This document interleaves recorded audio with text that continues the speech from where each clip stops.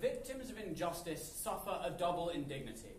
Not only are their children shot at by police, not only are they raped or assaulted, but when they try and describe that experience and the emotion catches in their throat as they describe what happened to them, they are ignored, they are belittled, they are told they are overly emotional and should not be listened to.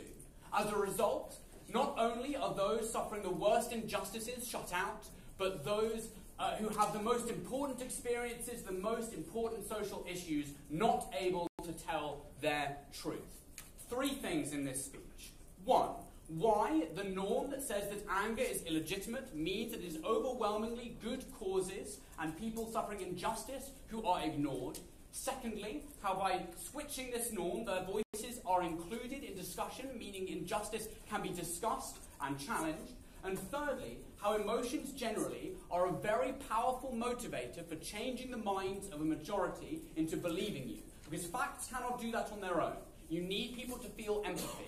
The current norm means those emotions are shut down. If we remove that norm, we can bring it back into discourse and change minds. Tommy. Yes. So you say in the beginning that when people are emotional, others think that they are being too emotional and it's really, really bad. At the same time, it's what changes everybody's minds. Compare those two.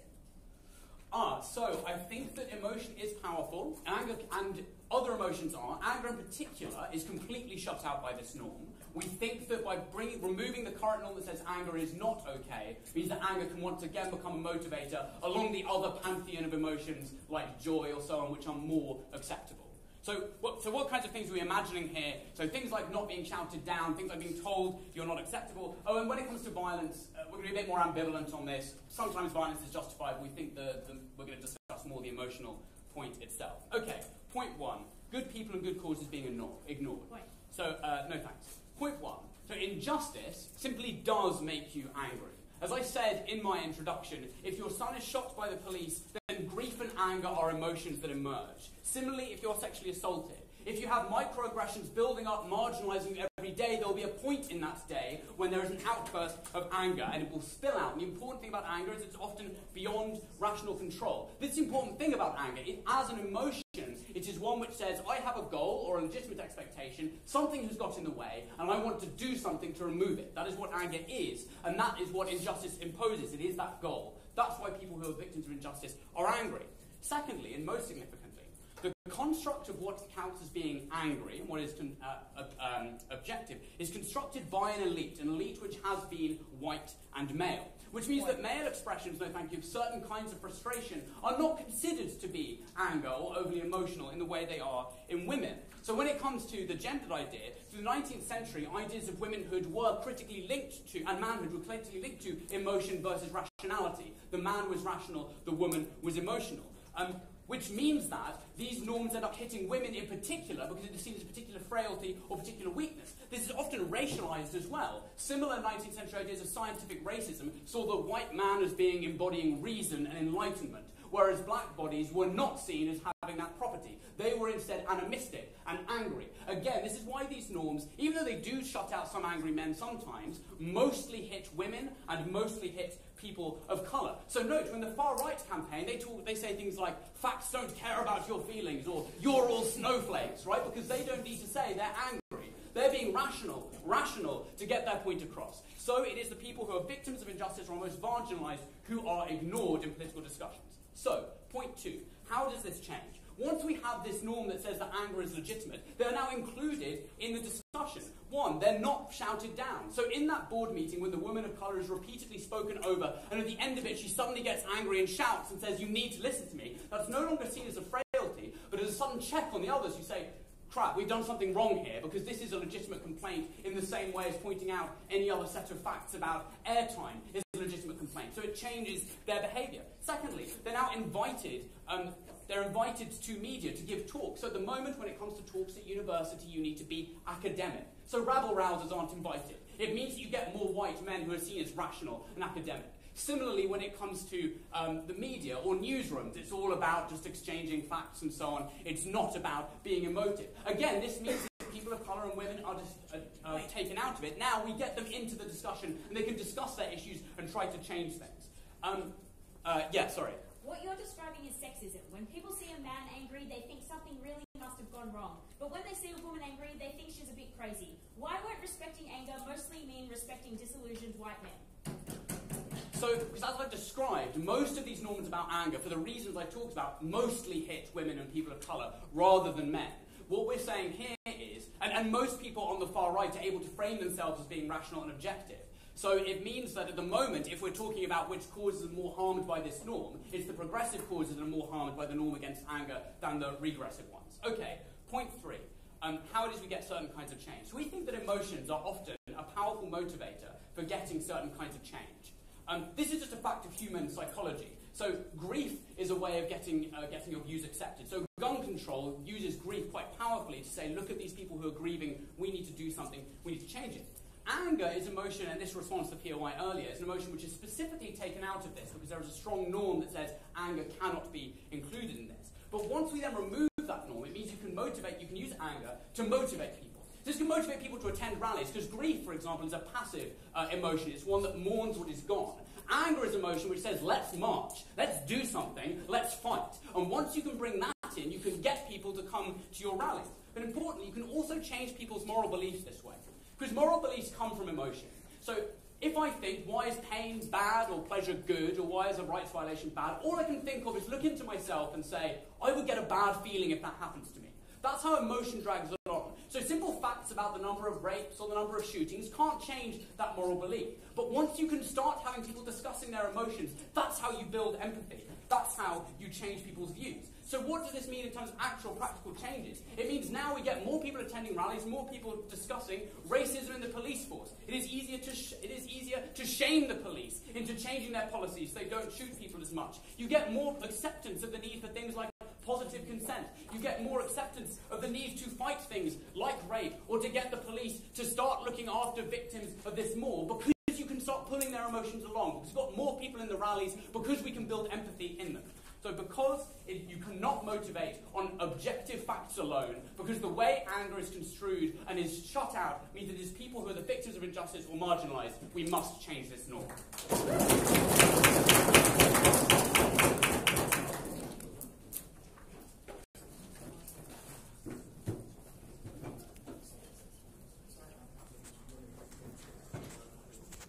Okay, thank you to the Prime Minister. We call on the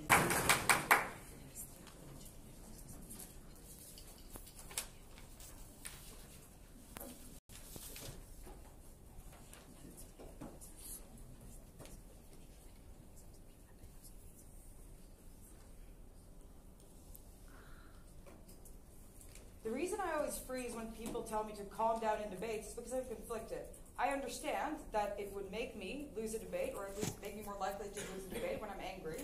Simultaneously, I am angry, and I'm right in being angry.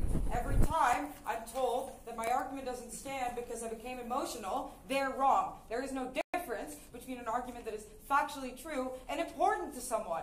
Every time I'm told, or actually most people in debating are told, when they're actually quite good but under-recognized, is every time I'm told that I should probably adopt an argument that applies to most people because, you know, every single person matters equally, that's probably untrue at the point where some people are worse off, when some people are being prosecuted by the police. It's true to say that every life matters, just not every life is equally under threat. That is what anger portrays. That is why anger is necessary. Two things. One, why certain people and certain causes are structurally shut out. Why those are the people you should care most about in this round. Secondly, quality of discourse, dealing with violence, threat and hatred, and also factual discourse. 2 points of response to separately. One, they tell you that there's a public responsibility in choosing what kind of things you say when you're in public discourse.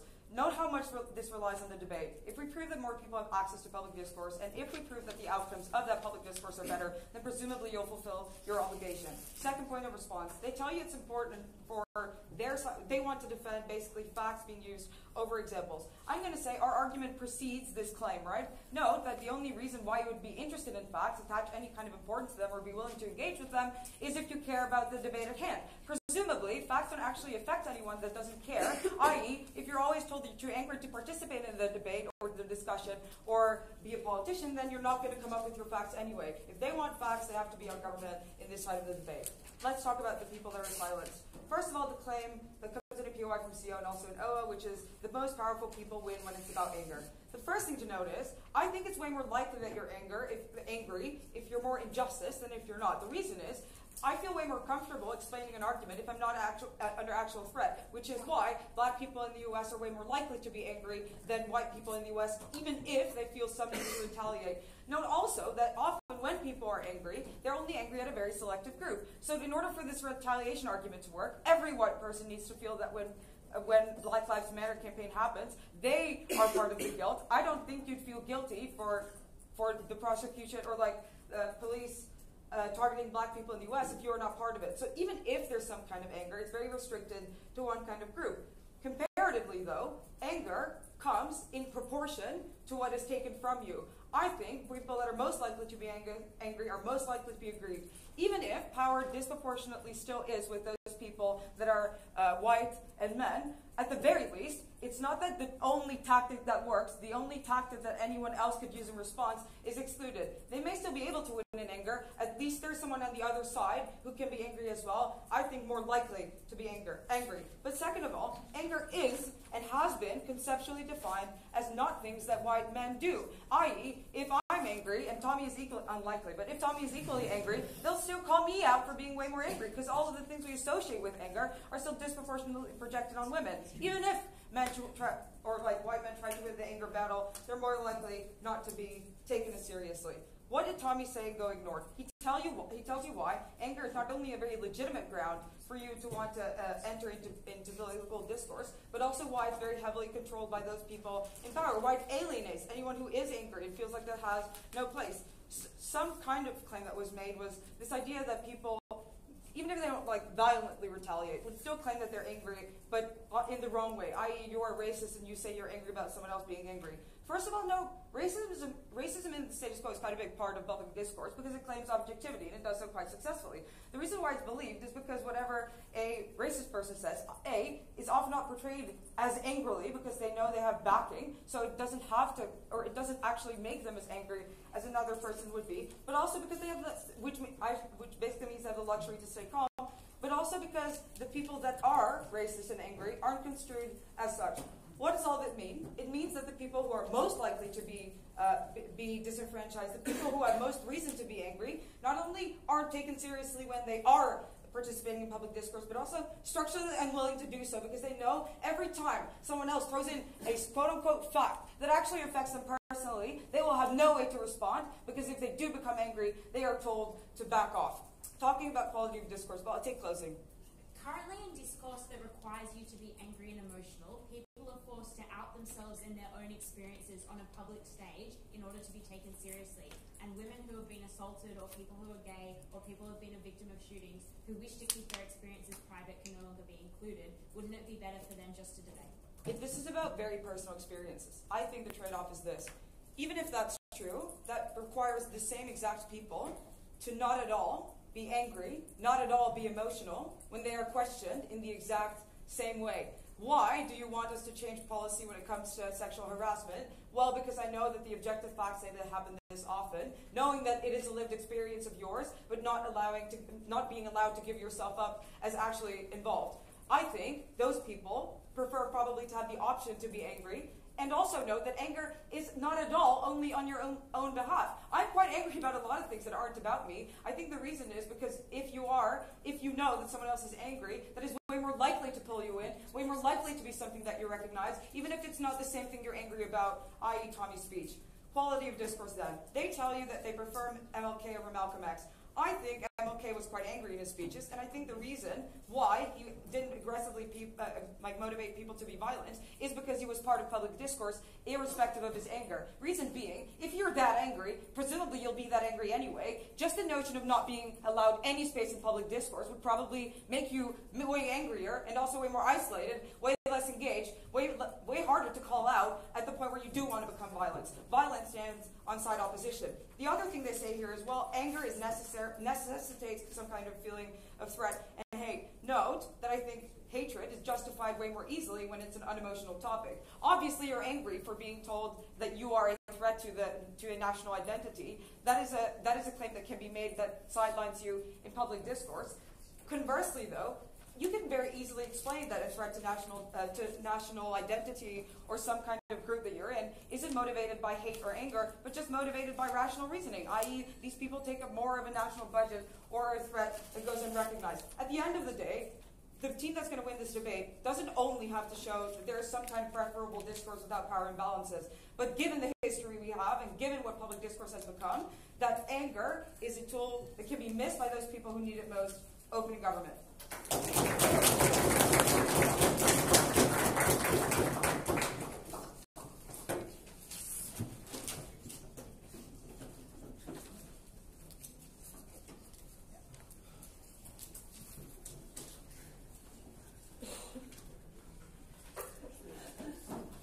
Thank you, Deputy Prime Minister. We call on the Deputy Leader of the Opposition.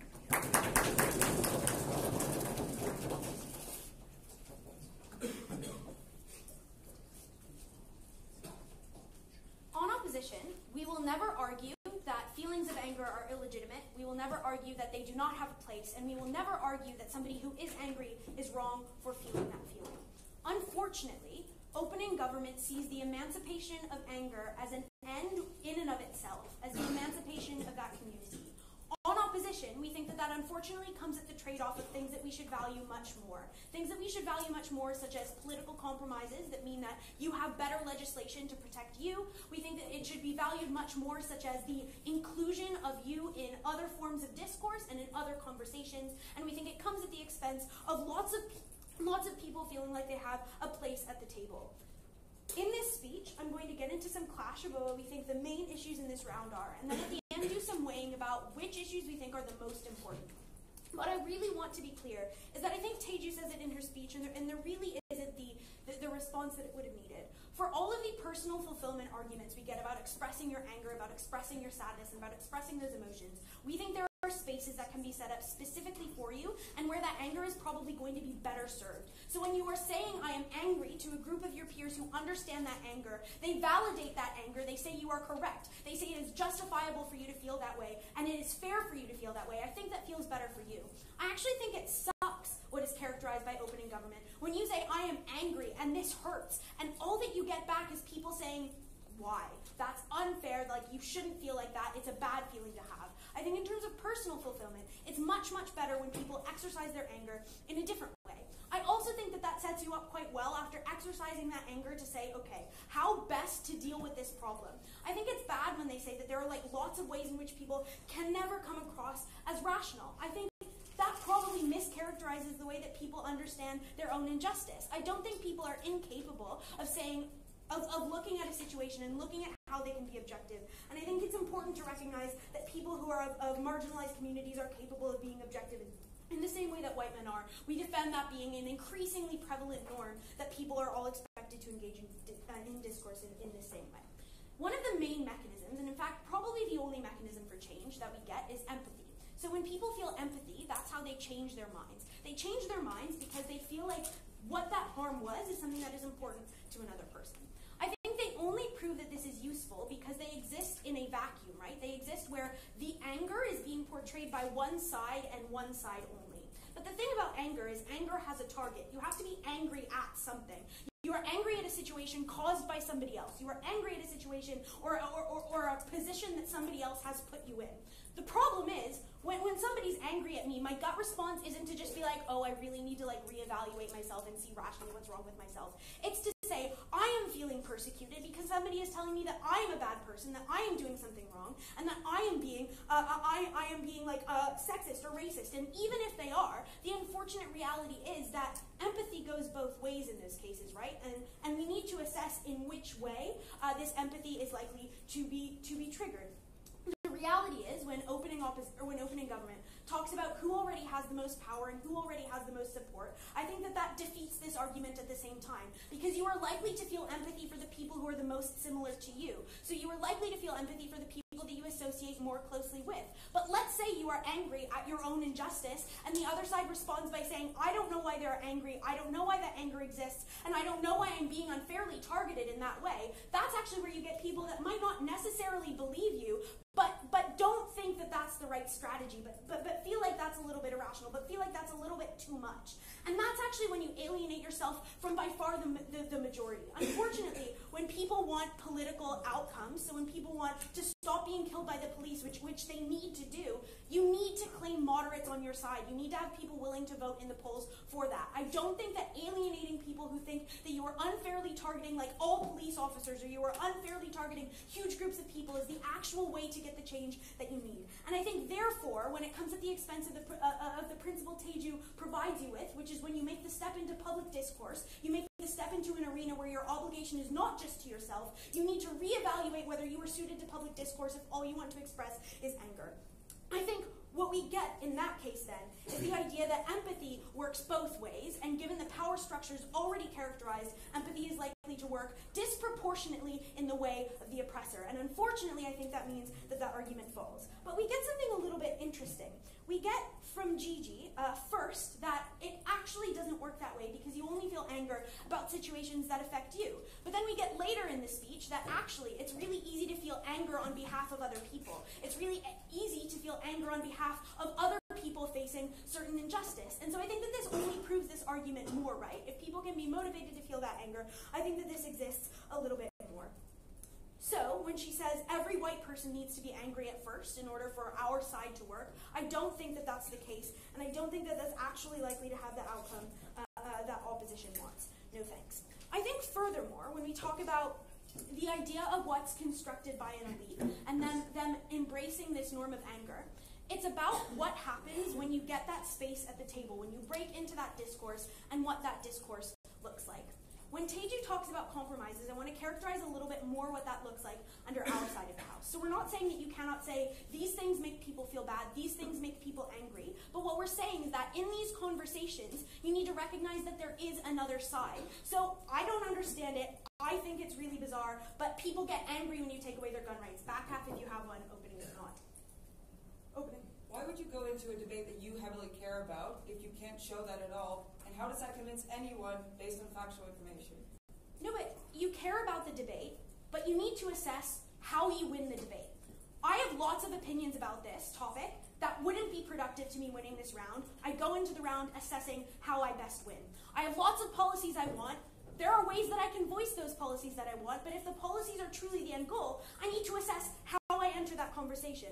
So getting back to what I was saying about... In this speech, the first is deliver the real harms to political outcomes that anger brings about, and the second is discuss activist groups and buy-in engaging with the opening half and the rest of this debate. On political harms, we note the 3 additional things upon what our opening lacked, and the biggest harm in this debate is not that anger hurts negotiation or compromise, it's that it permits arguments that are deeply illogical and have otherwise no foundation.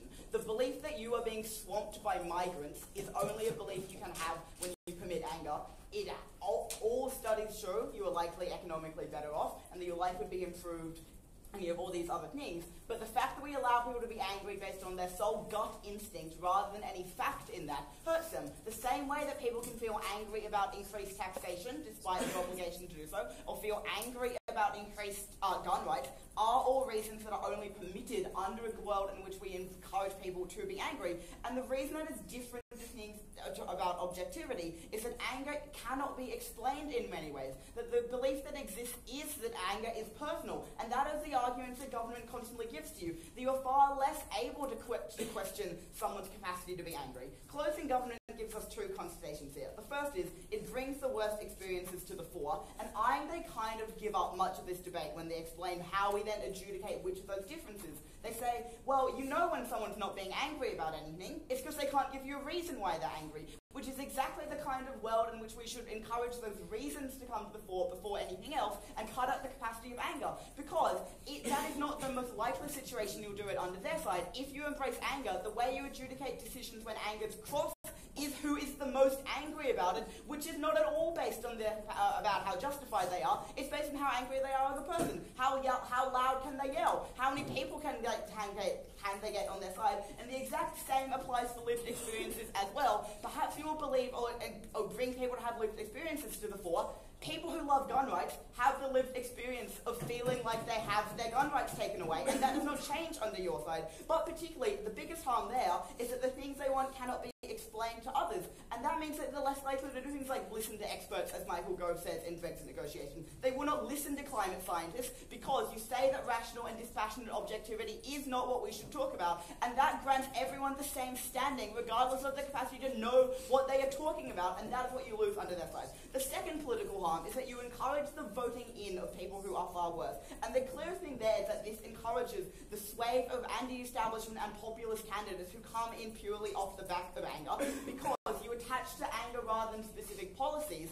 And the harms of that, I think, are often clear, is that you destroy things like democratic norms, you are deeply destabilizing, and you cannot do anything because the people you vote in are not the best at creating policy, they are not the best at getting change, they are horrible at getting people on side, which means that you get no actual benefits to that. But the less extreme version of the argument that applies even in states that don't vote in the anti-establishment is that you vote in people who are perhaps good at giving speeches, but who are bad in office. Those who are good at creating policy in a world that encourages dispassionate objectivity are those who are most likely to come in, and a world that is more technocratically run, that understands the interests of people, is a better world. The third harm to politics is that you do not actually get any change to the kinds of problems that they discuss.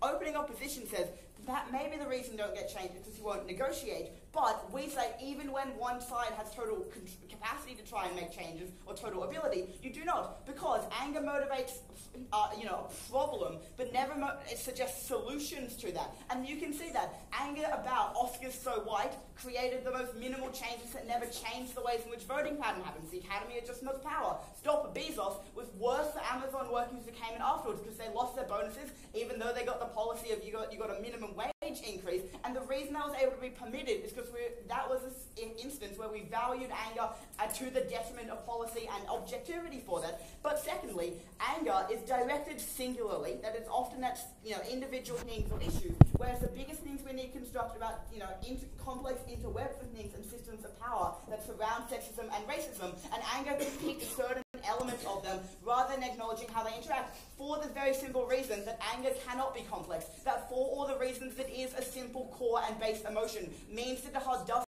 have the necessary complexities to do everything that side government would want it to, and it is singularly focused, and for that reason it is detrimental. The final challenge we get from CG is maybe dispassionate objectivity is bad because you would have all these think tanks, and sometimes they're really misleading, and don't they use stats? That is a reason that we should encourage better criticism of them, and when rather than just saying in a world where we discuss anger, and you have one statistic to back you up and each side has one, the kinds of bogus think tanks and bogus and fake science would be better taken down when we looked entirely at objectivity and gave no place to the anger that derives from it. That's why it would be us. Second point of extension on activists and buy-in, but first opening. Speaking in a way that seems factual doesn't lead to policy or outcomes that are experienced to be important. Anger is a way to weigh which fact should be detrimental to the outcome. How do you weigh, and why is that better? Well, you weigh it objectively because it's about dispassionate objectivity, but what we told you is even that's not a perfect way to try and weigh or create policy, that anger is a much worse one because it is not held based on who has the best grievance, it's held on who is best at being angry. So, on activist groups, we say that this first disincentivizes buy-in. What closing government tells you is that you do not get coverage for this. Firstly, that is the reason we should continue aspiring to objectivity. In a world in which we did that, you would generate, support or media coverage for people there. But secondly, I think that's a mistaken conflation of the problem, because people, click or watch things that are radical, and often that conflates with things being angry. But people can just as easily be radical about anything, and unless their side is propping radicalism and properties, they are unlikely to claim benefits about media coverage or people willing to do it. But the real harms to disincentivizing buy-in are on opening government, because I don't think this actually does increase the participation of women or minorities, because they're because anger is already held unequally. So if we respect the anger of men this much and women this much, a world when we embrace anger, you just do it like that, and you are still then willing to listen to women less, because the world that embraces anger does not embrace it equally, and that's why they do not get that benefit. But also, you increase toxicity within not only within movements and within people that make it look like nothing is happening, but moreover within groups, within activist movements, you not only bring in worse leaders, because this aligns with radicalism for reasons I gave you and the same reasons about voting. Secondly, it silences discourse, because people in a world that values anger feel like they are less able to say their own opinions for the fear of being shouted down. Or three, it encourages splintering within groups when they become more radical and become more factionalized. And that's hugely important, because it is where all those movements that are discussed in this debate come from, are from the core of activist groups and people participating in discourse, and they are the people who are most worsened by this policy. Proud to oppose.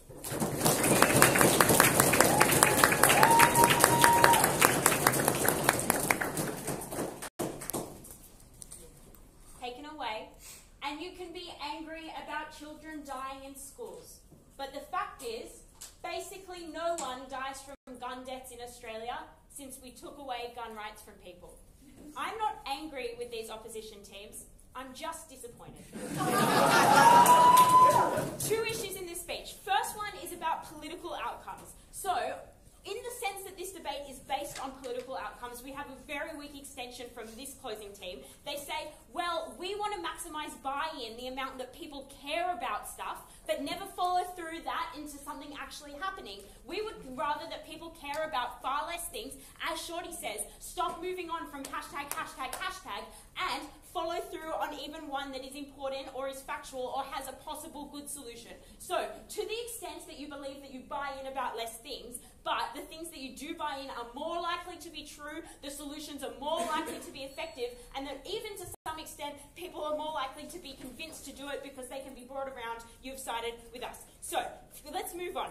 Well, the other thing they said is, well, anger, to the extent that it can be justifying ideas that are untrue, well, on one hand, you could see someone who's angry for no reason, you could see someone who's angry for a good reason, and you'll know the difference. But how will you know the difference, ladies and gentlemen? It's because it is the reason that convinces you. It is the reason that brings you around, and that's why people are persuaded by reason, because reasons like people don't die from guns, but most Americans know someone who has, are very reasonable. So, next.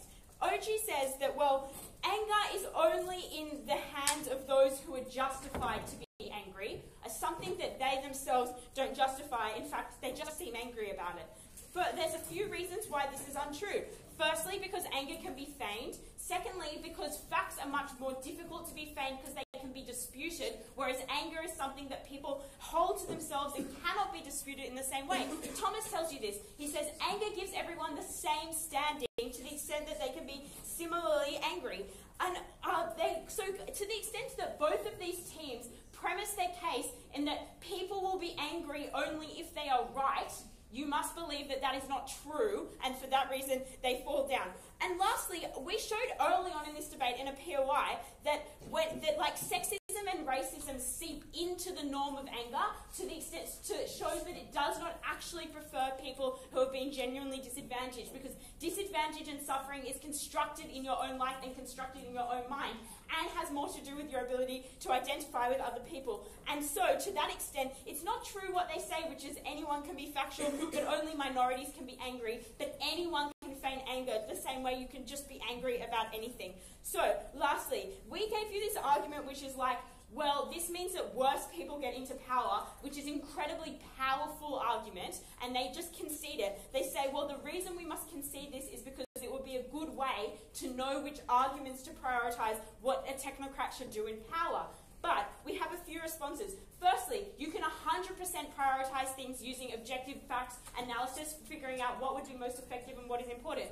To the extent that it requires value systems that cannot be entirely objective, does not mean that they cannot be argued dispassionately. Secondly, it isn't even if you believe that you can't prioritise properly, at least the things that you do maybe accidentally misprioritise are done in a more technocratic sense rather than an angry sense.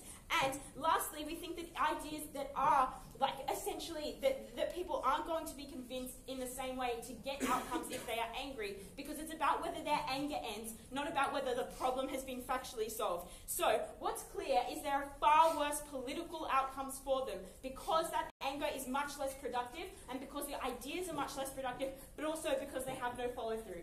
Opening. Even if powerful people co-opt norms on either side, people of color and women are inevitably angry and can't as easily swap in and out of norms. Why do you take their only way to want to be involved in public discourse? So I have to dispute this on a few levels. Firstly, it is the idea that people can be more involved in public discourse when they are angry.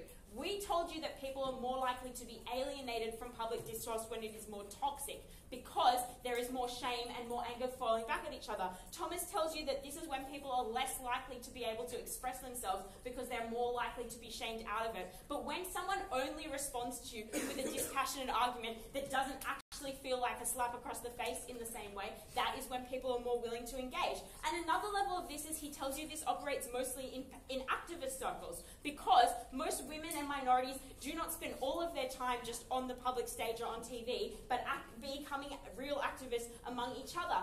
And they are much worse off in a world where there is anger rather than support for them and factual disagreements within those circles, because they become alienated when they deviate from the norm. Lastly, you said, well, just because they have anger, they must be justified in showing it, which is again the same flaw, because everyone has anger and it does not mean they are justified in showing it. Lastly, I think they'll be far worse off for this reason, which is, even if you're very angry about something, all OG has given you is the right to express it.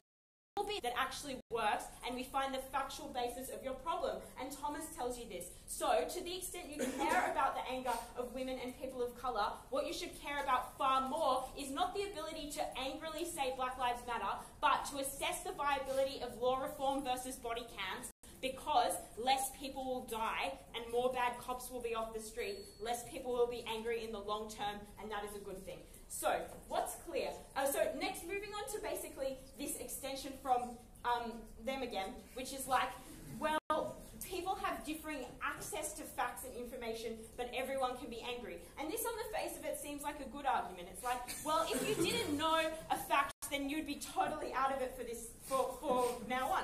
There's three responses. Firstly, we think that leaders are easily able to disseminate facts down the chain, and that it's better for people to be overall informed, because then they are less easily dissuaded again from their own cause, less equally disillusioned from the other people who are activists with them. Secondly, we don't think these have to be incredibly complicated facts, for the same reason that if the issues are as simple as they claim, that they can be contained in the message of anger, they can even more easily be expressed in the language of facts on TV. But lastly, if it is a lived experience of people, they already in some way know the facts, because it can also be a fact that you get pulled over more often in your life, and it's not very hard for a person to learn about what that lived experience means. It's very easy to know, for example, that being catcalled feels like wrong, not like a compliment. That's kind of an emotional fact. It's a bit of a middle ground. So what's clear at the end of this is that these guys say that you should express yourself for anything, but it's better to express yourself for something that is true and for something that you can get an outcome for. That's why we're ahead.